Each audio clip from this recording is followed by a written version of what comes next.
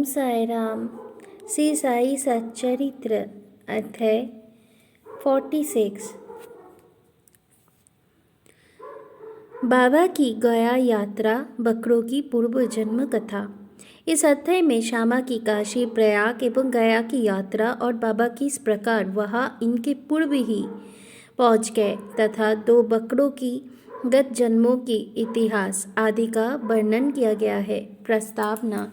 हे साई, आपके श्री चरण धन्य है और उनका स्मरण कितना सुखदायी है। आपके भव भय विनाशक स्वरूप का दर्शन भी धन्य है, जिसके फलस्वरूप कर्म बंधन छिन्न भिन्न हो जाते हैं। यद्यपि अब हमें आपके सगुण स्वरूप का दर्शन नहीं हो सकता, फिर भी यदि भक्तगण आपके श्री चरणों में श्रद्धा रखे तो आप उन्हें प्रत्यक्ष अनुभव दे दिया करते हैं। आप एक अज्ञात आकर्षण शक्ति द्वारा निकस्त या दूरस्थ भक्तों को अपने समीप खींचकर उन्हें एक दयालु माता की नए हृदय लगाते हैं।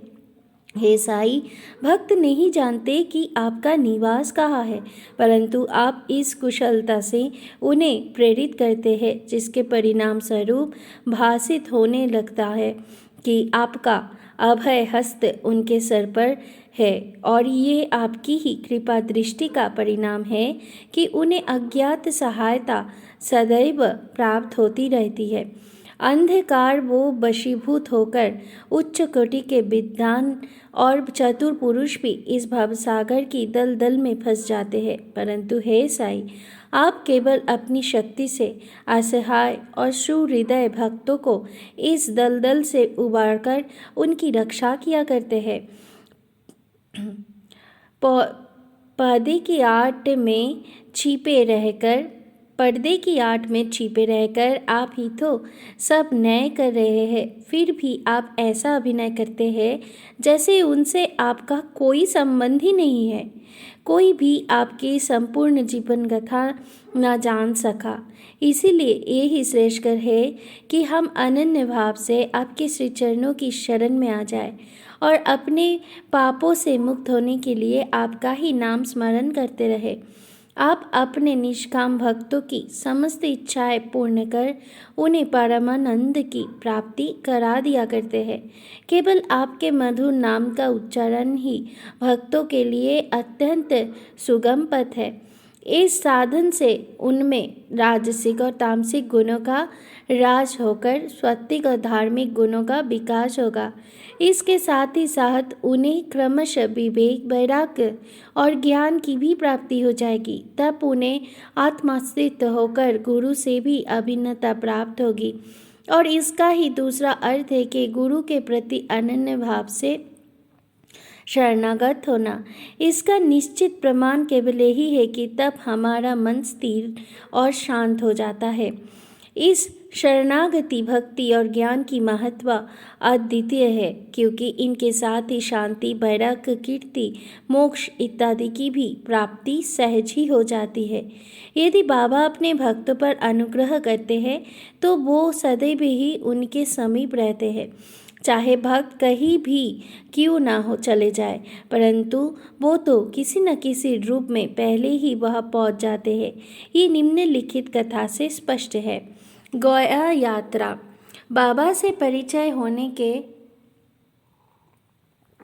कुछ काल पश्चात ही काका साहेब दीक्षित ने अपने ज्येष्ठ पुत्र बाबू का नागपुर में उपनयन संस्कार करने का निश्चय किया और लगभग उसी समय नाना साहेब चादोरकर ने भी अपने ज्येष्ठ पुत्र की ग्वालियर में शादी करने का कार्यक्रम बनाया।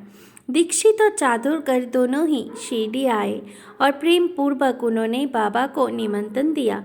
तब उन्होंने अपने प्रतिनिधि श्यामा को ले जाने को कहा, परंतु जब उन्होंने स्वयं पधारने के लिए उनसे आग्रह किया तो उन्होंने उत्तर दिया कि बनारस और प्रयाग निकल जाने के पश्चात मैं श्यामा से पहले ही पहुंच जाऊंगा। पाठकगण कृपया इन शब्दों को थोड़ा ध्यान में रखें, क्योंकि ये शब्द बाबा की सर्वज्ञता के द्योतक है। बाबा की आज्ञा प्राप्त कर श्यामा ने इन उत्सवों में सम्मिलित होने के लिए प्रथम नागपुर, ग्वालियर और इसके पश्चात काशी, प्रयाग और गया जाने का निश्चय किया।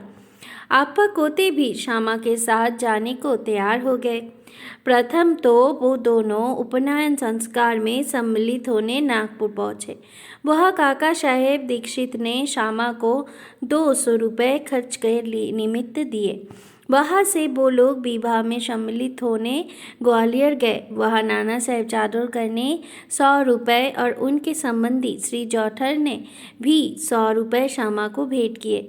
फिर श्यामा काशी पहुँचे, जहाँ जौठर ने लक्ष्मी नारायण जी के भव्य मंदिर में उनका उत्तम स्वागत किया। अयोध्या में जौठर का व्यवस्थापक ने भी श्यामा का अच्छा स्वागत किया। श्यामा और कोते अयोध्या में 21 दिन तथा काशी में 2 मास बाहर कर ठहर कर फिर गया के लिए रवाना हो गए। गया में प्लेग फैलने के समाचार रेलगाड़ी में सुनकर इन लोगों को थोड़ी चिंता सी होने लगी। फिर भी रात्रि को वो गया स्टेशन पर उतरे और एक धर्मशाला में आकर ठहरे। प्रातःकाल गया वाला पुजारी पंडा, जो यात्रियों के ठहरने और भोजन की व्यवस्था किया करते थे, आया उनके पास और कहने लगा कि सब यात्री तो प्रस्थान कर चुके हैं, इसलिए आप भी शीघ्रता करें। श्यामा ने सहज ही उससे पूछा कि क्या गया में प्लेग फैला है। तब पुजारी ने कहा कि नहीं, आप निर्विघ्न मेरे यहाँ पधार कर वस्तु स्थिति का स्वयं अवलोकन कर ले। तब वो उसके साथ उसके मकान पर पहुँचे। उसका मकान क्या, एक विशाल महल था जिसमें पर्याप्त यात्री विश्राम पा सकते थे। श्यामा को भी उसी स्थान पर बैठाया गया जो उन्हें अत्यंत प्रिय लगा। बाबा का एक बड़ा चित्र, जो कि मकान के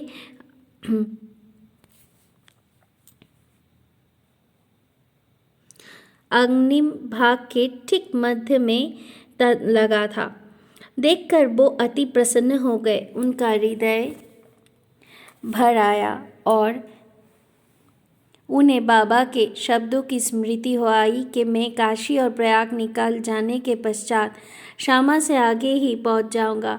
श्यामा की आंखों से अश्रुओं की धारा बहने लगी और उनके शरीर में रोमांच हो आया तथा कंठ रुंध गया और रोते रोते उनकी गिनगियाँ बंद हो गई। पुजारी ने श्यामा की जो ऐसी स्थिति देखी तो उसने सोचा कि ये व्यक्ति प्लेग के सूचना पर भयभीत होकर रोदन कर रहा है, परंतु श्यामा ने उसकी कल्पना के विपरीत ही प्रश्न किया कि ये बाबा का चित्र तुम्हें कहाँ से मिला। उसने उत्तर दिया कि मेरे 200-300 दलाल मनमाड और पूना तंबे क्षेत्र में कार्य करते हैं तथा उस क्षेत्र से गया आने वाले यात्रियों की सुविधा का विशेष ध्यान रखा करते हैं।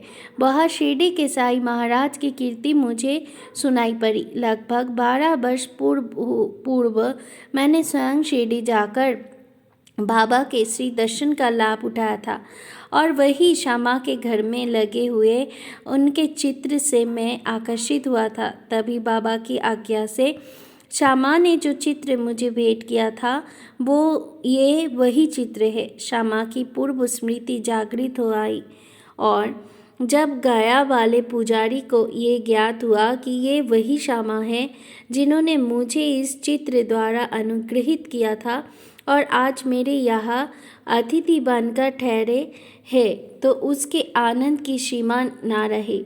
दोनों बड़े प्रेम पूर्वक मिलकर हर्षित हुए। फिर पुजारी ने श्यामा का बादशाही ढंग से भव्य स्वागत किया। वो एक धनाढ्य व्यक्ति था। स्वयं डोली में और श्यामा को हाथी पर बिठाकर खूब घुमाया तथा हर प्रकार से उनकी सुख सुविधा का ध्यान रखा। इस कथा ने सिद्ध कर दिया कि बाबा के वचन सत्य निकले। उनका अपने भक्तों पर कितना स्नेह था, इसको तो छोड़ो। वो तो सब प्राणियों पर एक सा प्रेम किया करते थे और उन्हें अपना ही स्वरूप समझते थे। ये निम्नलिखित कथा से भी विदित हो जाएगा। दो बकरे। एक बार जब बाबा लेंडी बाग से लौट रहे थे तो उन्होंने बकरे का एक झुंड आते देखा। उनमें से दो बकरों ने उन्हें अपनी ओर आकर्षित कर लिया। बाबा ने जाकर प्रेम से उनका शरीर अपने हाथ से थपथपाया और उन्हें 32 रुपये में खरीद लिया। बाबा का ये विचित्र व्यवहार देखकर भक्तों को आश्चर्य हुआ और उन्होंने सोचा कि बाबा तो इस सौदे में ठग गए हैं, क्योंकि एक बकरी का मूल्य उस समय 3-4 रुपये से अधिक न था और वो दो बकरे अधिक से अधिक 8 रुपये में प्राप्त हो सकते थे। उन्होंने बाबा को कोसना प्रारंभ किया, परंतु बाबा शांत बैठे रहे। जब श्यामा और तात्या ने बकरे मोल लेने का कारण पूछा तो उन्होंने उत्तर दिया कि मेरा कोई घर या स्त्री तो नहीं है जिसके लिए मुझे पैसे इकट्ठे करके रखना है। फिर उन्होंने 4 सेर दाल बाजार से मंगाकर उन्हें खिलाई। जब उन्हें खिला पिला चुके तो उन्होंने पुनः उनके मालिक को बकरे लौटा दिए। तत्पश्चात ही उन्होंने उन बकरों के पूर्व जन्मों की कथा इस प्रकार सुनाई।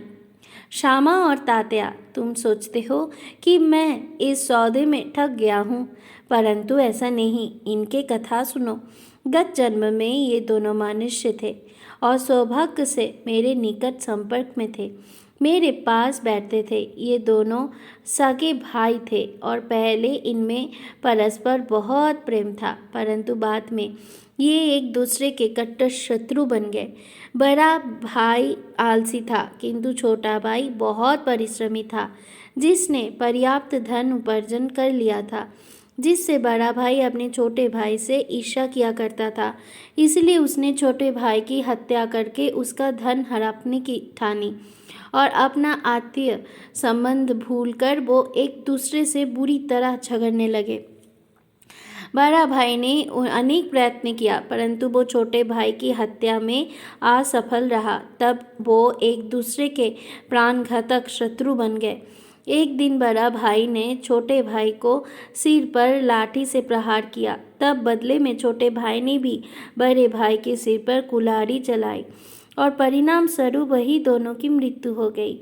फिर अपने कर्मों के अनुसार ये दोनों बकरी की योनि का प्राप्त हुए। जैसे ही वो मेरे समीप से निकले तो मुझे उनके पूर्व इतिहास का स्मरण होया और मुझे दया आ गई। इसलिए मैंने उन्हें कुछ खिलाने पिलाने तथा सुख देने का विचार किया। यही कारण है कि मैंने उनके लिए पैसे खर्च किए, जो तुम्हें महंगा प्रतीत हुए। तुम लोग को ये लेन देन अच्छा नहीं लगा, इसलिए मैंने इनको बकरे को गोरी दिए क्या वापस कर दिया। सब सचमुच बकरे जैसे सामान्य प्राणियों के लिए भी बाबा को बेहद प्रेम था। ओम श्री सद्गुरु साईनाथ अर्पणमस्तु। शुभम भवतु। ओम साई राम।